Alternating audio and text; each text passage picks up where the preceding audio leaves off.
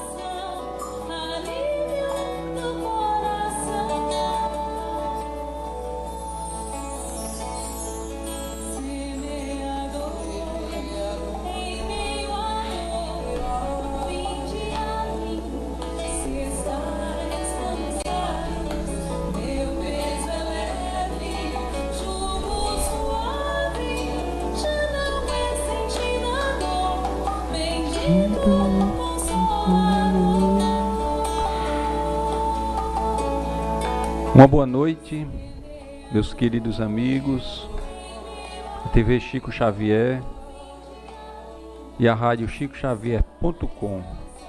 A Sintonia do Bem, mais uma vez aqui ao vivo com o programa Alegria de Viver.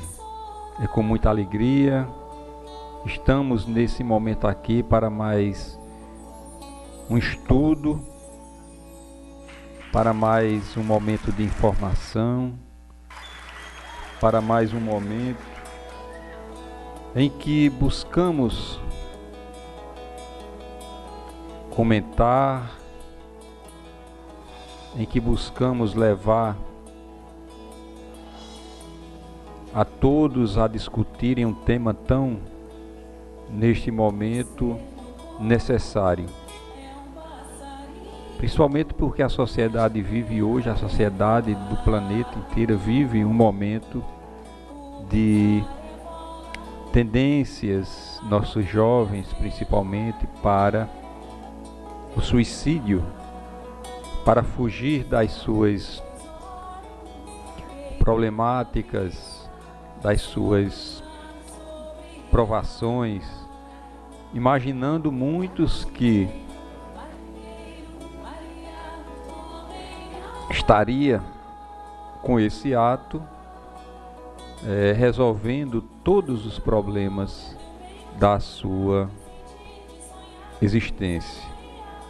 E bem nós sabemos que isso em nenhum momento vai acontecer, principalmente porque a doutrina espírita nos coloca que apenas perdemos a vestimenta carnal e continuaremos vivendo no outro lado. Estamos estudando no momento o livro de Richard Simonetti, Suicídio, e principalmente porque ele trata desse assunto tão complexo de forma que possamos entender com maior simplicidade e até se motivar para se aprofundar mais nesse tema, porque muitas nuances existem em torno do tema suicídio. O capítulo de hoje, o subcapítulo é tendência adquirida, do capítulo Causas do Suicídio. A primeira questão, ele nos coloca: pode alguém que se suicidou vir a cometer novamente esse ato insano numa existência futura? Desculpem. Pode ocorrer. O suicídio é sempre um gesto extremo de fuga ante situações indesejáveis, tornando a enfrentá-las como aprendiz repetente numa nova existência. Ele poderá desenvolver a tendência de fuga, reincidindo no auto-aniquilamento.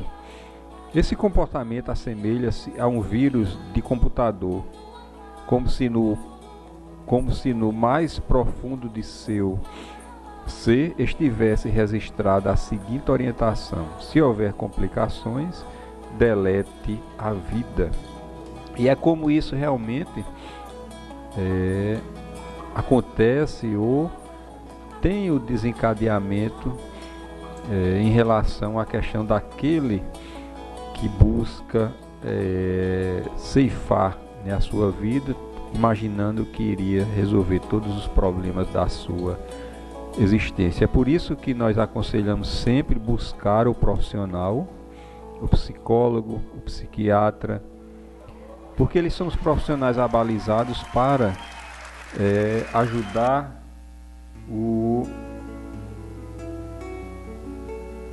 aquele que está atravessando problemas existenciais de alta complexidade. E se Deus colocou esses profissionais é porque eles têm o seu papel aqui na Terra. Ao sofrer as dolorosas consequências de seu gesto de fuga, não está o suicida sendo vacinado contra o suicídio? A razão diz que sim, mas o suicídio é talvez o mais irracional de todos os atos. Só o candidato à reincidência, se o candidato à reincidência parasse por momentos a cogitar do que falam as religiões a respeito do suicídio e dos problemas que poderá enfrentar, não se atreveria a cometê-lo, dispondo-se a lutar contra a tendência de fuga.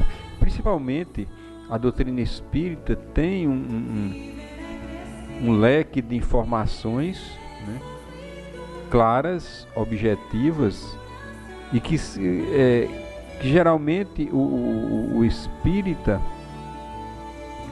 muito dificilmente procurará, né, dar cabo de sua própria existência, né, salvo raros casos, e assim valendo justamente pelos conhecimentos que ela nos dá, a clareza de que nós continuamos vivos, que os nossos problemas, se não for dessa existência, vai ser de existências passadas.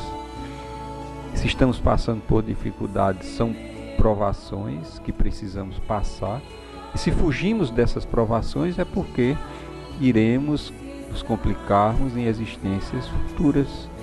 Então só essas informações, aquele que tem a tendência para o suicídio ou que quer ir resolver o problema, imaginando resolver de uma vez por todas, e chega no outro lado e encontra justamente vivo, totalmente voltado para os seus dramas conscienciais, o seu desespero, descobrindo-se vivo no outro lado da vida. Esse comportamento poderia perpetuar-se? O mal nunca se perpetua. Seria um caso de Deus, seria um fracasso de Deus que não nos criou para a perdição, para a perdição eterna. Sempre chega o momento de mudar, a partir do próprio indivíduo, ansioso de libertar-se de seus condicionamentos ou em decorrência dos desajustes e limitações que se sujeitará por suas fugas. Nós sabemos claramente, principalmente nós espíritos, do processo de evolução que decorre justamente no decorrer, né, do tempo, né, pelo esforço constante para vencer as suas más inclinações, e mesmo relutando contra essa tendência, essa fatalidade da evolução, nós iremos evoluir, porque nós fomos criados justamente para a felicidade, para a harmonia, para a paz, né? Em detrimento das nossas escolhas, nós iremos evoluir, nós iremos crescer, né? E é justamente nesse processo de crescimento que Richard Simonetti fala aqui, né, especificamente nessa questão, que as tendências dos suicidas não se perpetuarão por conta desse processo de evolução do espírito. Como seria essa segunda hipótese? Os males cumulativos provenientes do suicídio resultam em reencarnações expiatórias, marcadas por graves deficiências mentais ou físicas que lhe tolherão o livre-arbítrio, impedindo de matar-se. Imaginemos alguém com acentuado retardo mental ou graves deficiências físicas, inibindo por completo uma iniciativa, e teremos um quadro de contenção contra o suicídio. Obviamente, isso não significa que todos os pacientes portadores desses males sejam suicidas reincidentes. Podem ter outras origens a partir do comprometimento com a rebeldia, o vício e o crime. Outra questão, seria dar um tempo? Exatamente. O tempo é o grande remédio para esses infelizes que podem estagiar durante séculos em tal situação, até que superem a tendência de fuga, compenetrando-se de que é preciso enfrentar os problemas com confiança em Deus e fé no futuro. Que outro recurso além do tempo? A educação. Em todas as instâncias, na terra ou no além, encarnado ou desencarnado, será decisiva a ação de generosos mentores espirituais que esclarecem o suicida, ajudando-o a compenetrar-se de que viver é preciso. Duas situações. Poderemos deixar a cargo do tempo, onde esse tempo vai nos ensinar. Esse tempo vai ser o nosso professor para nos ensinar e nos recolocar no trilho das leis divinas. Existe a outra possibilidade, que é justamente da educação através, no nosso caso, da doutrina espírita. Nas reuniões de estudos do Evangelho, nas reuniões de assistências espirituais, nas reuniões de esclarecimento, nas reuniões de aconselhamento e diálogo fraterno, que o indivíduo vai reeducando os seus sentimentos, as suas tendências más, né? E encontrará da mesma forma com o tempo e assim com maior consistência a retomada para o trilho das leis divinas. O tempo e o conhecimento são suficientes, essas duas possibilidades são suficientes. Também o amor, talvez o recurso mais eficiente. Todos temos afetos caros ao nosso coração.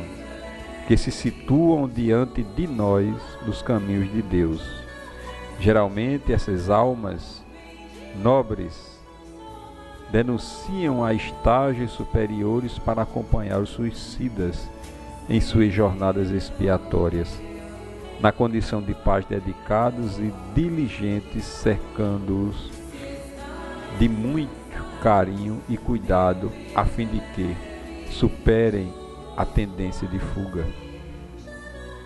E quando esses abnegados representantes do bem veem infrutíferas suas tendências, suas tentativas, não se entregam à desolação, conscientes da paternidade divina, renovam e sustentam as suas iniciativas, reiterando o empenho de auxílio aos seus amados, até que se disponham a vencer suas limitações, optando por enfrentar os desafios da vida. Fomos criados para a perfeição e lá chegaremos, mais cedo ou mais tarde. Tanto melhor para nós quando nos conscientizamos disso, né? Nós sabemos que, é claro, né, o tempo e o conhecimento não são suficientes, porque justamente aliado a essa questão, quando existe a ajuda formalizada pelo sentimento de amor e de fraternidade, né, e essa força persistente vai fazer com que aquele indivíduo que precisa de ajuda cedo ou tarde encontre justamente o caminho de que ele precisa seguir, né? Deixando essas tendências suicidas, essas fugas, né? Enfrentando os seus problemas, enfrentando as suas dificuldades, porque só assim vai fazer com que ele encontre o equilíbrio de que ele precisa. Então estas foram as reflexões, né, de hoje, mostrando justamente que existe, né, muitas situações em que nós nos comprometemos. Vimos hoje que existe, é claro, as tendências adquiridas, né?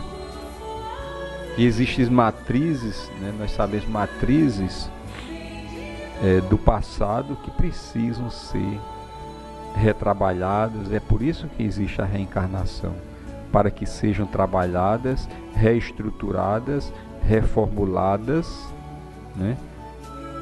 E neste sentido fazer com que possamos enfrentar as nossas dificuldades de frente com fé e na esperança de que Deus está ali a nos ajudar sempre.